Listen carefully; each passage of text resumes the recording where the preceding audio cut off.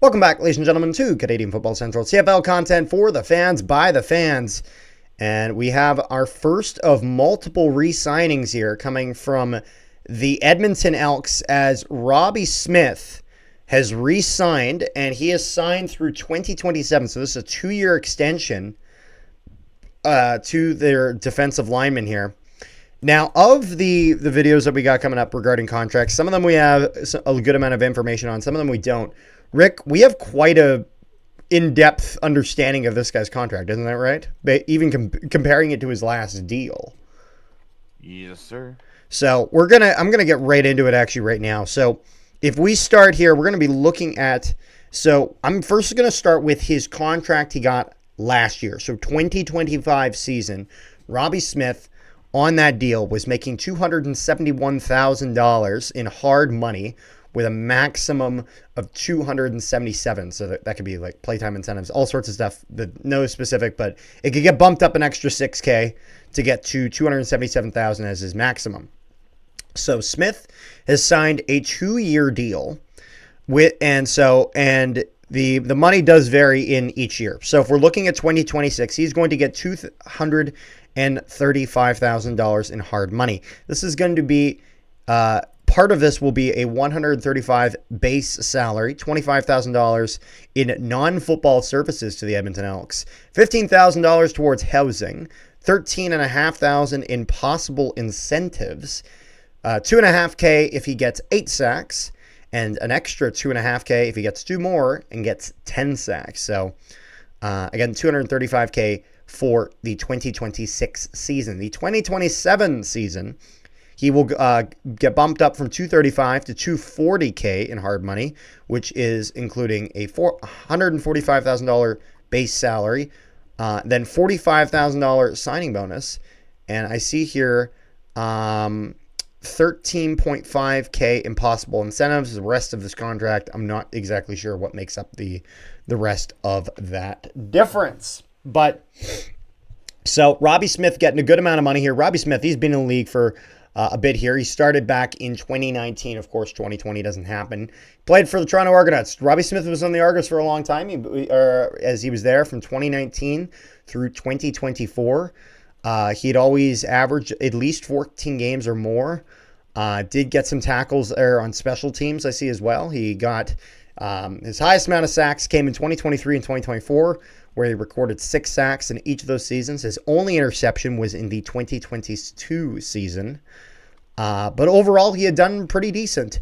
And then in 2025, he only played 10 games and got 16 defensive tackles there. So was on pace to get, I'd say, similar-ish numbers to his 2023 and 2024 totals in Toronto, assuming he played the whole year, because he played 18 and 17 games respectively, and 32 tackles there in 2023 and 2024, whereas got 16 tackles in just 10 games. So if you can imagine, played almost double amount of games, he'd be around that 32 margin, or like 30 defensive tackles there. So what do you think of this move by the Edmonton Elks here, Rick? So looking at their D-line, so Brinkman and Robbie Smith are the only 2 that are signed out of the 4. So far, as we still don't know about Serezna and others. Yeah, Serezna is pending free agent. I don't remember who the other one is. As of right now, they have what? 1, 2, 3, 4, 5. So 1, 2, 3, 4, 5, 6, 7, 8 defensive lines signed for next year, and 2 signed for 2027. So you have 10 defensive linemen signed. Yeah. At least for next season. Yeah, because like if I'm looking but the here, question is, do you use that Serezna money for another position? Because really, if you have so I don't think Noah Curtis played this year, Yeah, Well, it was because played between Toronto and Edmonton. well, And because then you this is have what? well, this is interesting because I guess what I was going to say is if you're looking at defensive linemen, like if you're looking at team stats, one of the best ways to take a judge of that is kind of how they affect that rushing game. Because the passing game is your secondary is going to be a lot more of a factor there. Secondary not going to be much of a factor, if at any, of a factor of your rushing game. Really, only your linebackers are going to be helping you out there. And so the Edmonton Elks were right in the middle for the CFL. They averaged 101.7 yards given up per game, which puts them right in the middle. They're fifth in the league, so not the best, not the worst. Ticats gave up the most with 111.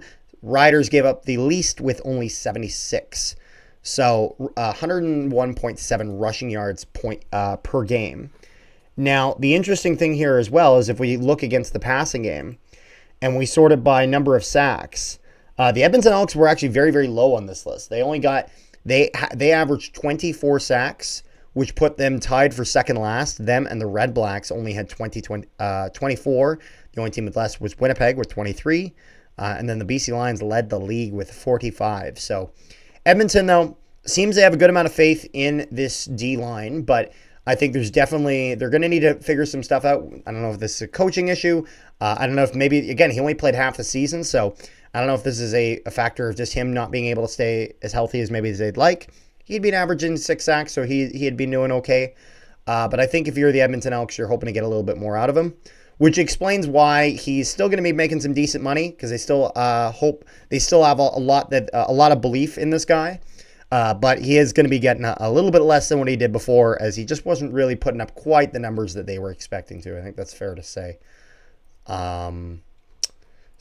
But he's going to be there for the next 2 years. Again, CFL league with a lot of 1 year, sometimes 2 year deals. So 2 years of Robbie Smith over in Edmonton. And big thanks to John Hodge from 3 Down Nation for uploading this article on 3 Down Nation on the contract breakdown. Hopefully this is information that becomes public. That's something that they're going to be discussing in the winter media with the commissioner and the board, as well as I think potentially the Players Association might be able to chime in on that. We'll have to see. But so big thanks to John Hodge for having that information public. Is there anything else you got there, Rick, before we wrap this up? Nope. All right, well, thank you guys so much for tuning into the video. And, of course, if you haven't already, make sure you guys join the Discord. Link in the description below to our Discord where we chat about NHL, CFL, all sorts of sports stuff. Would just really appreciate to see you guys join and keep the conversation going. So thank you guys so much for tuning into the video. Peace, love, and positivity to all you wonderful people at home. We will see you guys next time.